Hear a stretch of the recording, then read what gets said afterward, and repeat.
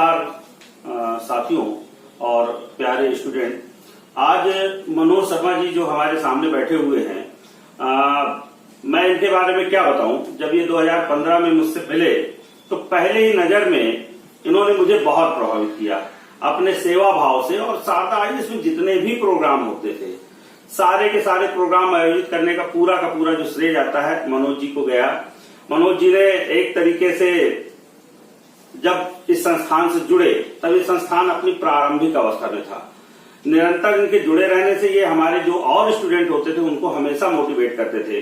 और वर्तमान समय में 2018 में ये अंतिम तौर पे इन्होंने चयन प्राप्त किया है और इनकी जो पोस्ट है श्रम प्रवर्तन अधिकारी की है। ये पोस्ट भी बहुत अच्छी पोस्ट है एक प्रकार से। और मनोज अपने बारे में कुछ अपनी बातें रखना चाहेंगे। मैं इनसे कुछ प्रश्न पूछूंगा तो इसका ये जवाब देंगे ताकि आपको मोटिवेशन मिले।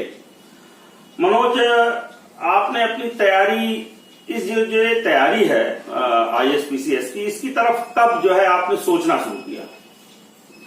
सर, मैंने 2012 के बाद थोड़ा सा सोचना शुरू किया था इसके बारे में।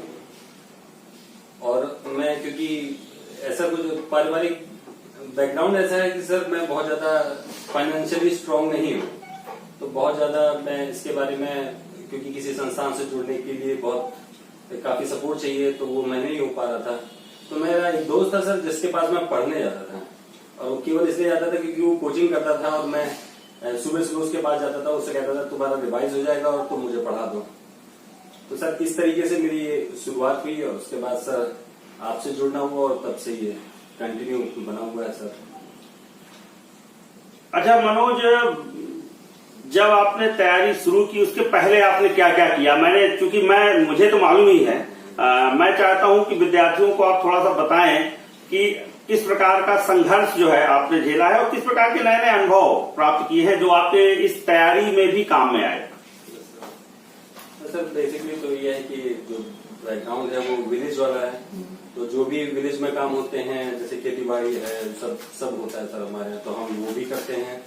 साथ में सर एक पार्ट टाइम काम था जिसमें एक प्राइवेट प्रॉपर्टी थी जिसमें गेस्ट हाउस बना हुआ था, तो उसमें भी मैं पार्टी ऑर्गेनाइज कराने में जो कुछ मुझे उसमें थोड़ा बहुत पारिश्रमिक मिल जाता था तो मैं वो भी करता था। साथ में कुछ छोटी मोटी अगर कहीं क्लासेस वगैरह मिल जाए तो सर वो भी पढ़ा लेता था। और इस तरीके से सर कुछ आर्थिक आवश्यकताएं वो चीज धीरे धीरे पूरी हो जाती थी। और सर बाकी तो आपके यहाँ से सर पूरा सपोर्ट मिला है।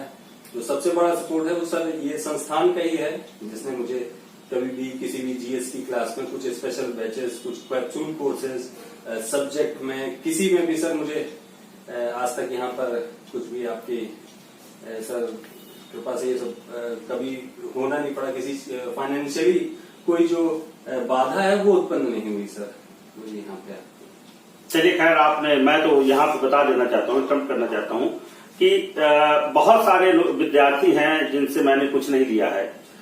और देखिए ये समझा जाता है, उसके बदले में मनोज जी ने जो किया है, समय समय पे मैं कह सकता हूं कि मैं आश्चर्यचकित रह जाता था जब मनोज घर पहुंच जाते थे सब्जी लेकर के कभी कभी, और बोरे में लाद करके पहुंच जाते थे। बड़ा हमारा पूरे घर वाले जो है आश्चर्यचकित होते थे कि भाई कैसे कोई मेहनत कर सकता है।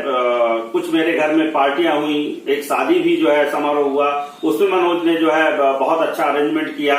तो ये जो पैसा है ये मायने नहीं रखता है। कई बार ये ऐसी चीजें आती है तो मुझे तो पूरा जो है मैं ये स्वीकार करता हूं कि उस पैसे के बदले में जो मनोज ने मुझे दिया वो उससे बहुत ज्यादा दिया। अच्छा मनोज, एक बात मुझे बताइए, जब ये तैयारी आप कर रहे थे तो इसी दौरान पैटर्न बदल गया। मुझे पता है कि आपने 2013 में मेरे ख्याल से जो पहली आपकी परीक्षा निकली वो लोअर पीसीएस की थी, और समीक्षा अधिकारी इसके पहले 2013 में आपने निकाले थे, तब से आप मुझसे जुड़े हुए थे। पीसीएस का मैं आप लोगों को बता दूं कि मनोज ने जो है लगातार प्री और मेंस दिया है 2015, 16, 17 और जो है उसमें इंटरव्यू भी दिया है इन्होंने। तो इसी दौरान पैटर्न बदल गया 2018 का, और मैंने मनोज से कहा था कि जो ये पैटर्न है ये तुम्हें कुछ ना कुछ दे करके जाएगा। ये जो है बहुत ही ज्यादा स्टूडेंट फ्रेंडली है, जिसके पास एक्सपीरियंस हो चुका है। जो इनका लिखने का पैटर्न था, मैं इनके बारे में सब जानता हूं, तो मुझे एकदम लग गया था कि ये जो पैटर्न बदला है ये मनोज के लिए बहुत उपयुक्त होगा। मनोज, इसके बारे में थोड़ा सा अपना बताएं कि कैसे तैयारी आपने इसकी। तो क्योंकि जाहिर सी बात है, हमारा पुराना जो मेंस का पैटर्न था जो बदल गया, तो बड़ा एकदम से बहुत दिक्कतें आएंगी, किस तरीके से उसको फेस करेंगे, कैसे फेस करेंगे। लेकिन सर आपसे मिले तो जैसे कि आपने जो क्वेश्चन ड्राफ्टिंग है, आंसर राइटिंग है, और किन किन तरीकों से किन किन चीजों को उसमें शामिल किया जाए जैसे कि ज्यादा से ज्यादा नंबर मिल सके, तो वो सर सारी चीजें मैंने इसमें शामिल की हैं। और मुझे ऐसा लगा कि पहले जितना मैं डर रहा था, आपसे मिलने के बाद मैं उतना ही उससे फ्रेंडली हो गया सर। अच्छा, एथिक एंड इंटीग्रिटी वाला पेपर हम लोगों ने बहुत डिस्कस किया। कैसे क्या आपने उसको तैयारी की? क्योंकि लोगों का जो अब मेरे ख्याल से जो नया पैटर्न है, तो सबसे ज्यादा चौथा पेपर उन्होंने प्री में देखा होता है, न इससे पहले तैयारी की होती। चौथा पेपर एथिक इंटीग्रिटी का, उसको लेकर के लोग बड़े परेशान रहते हैं। उसमें क्या रणनीति अपनाई आपने? सर एथिक्स क्योंकि मेरे लिए भी बिल्कुल नया था, और मैंने भी कभी उससे इंट्रोड्यूस नहीं हुआ था, तो मैं भी उससे बहुत डरा हुआ था कि किस तरीके से कैसे करेंगे। लेकिन सर फिर मुझे जैसे जैसे क्योंकि मेरे पास आप ही हैं जो कुछ है, तो सर मैं आप ही के जो भी कुछ मार्गदर्शन था, जो भी कुछ नोट्स से, जैसे भी जो भी कुछ आपने क्लासेस दी मुझे, वो मेरे लिए इतनी अच्छी हुई। मुझे कुछ दिनों बाद ऐसा लगने लगा जैसे कि ये तो मैं बहुत आराम से कर सकता हूँ इसको। अच्छा मनोज, पब्लिक एडमिनिस्ट्रेशन और सोशल वर्क शुरुआती दौर में आपने वैकल्पिक विषय रखे थे जब पैटर्न नहीं चेंज हुआ था। क्या आधार रहा कि आपने इस परीक्षा में, जिसमें आपने अंतिम तौर पे सफलता हासिल की और एक पोस्ट हासिल की, उसमें पब्लिक एडमिनिस्ट्रेशन को ही चुना?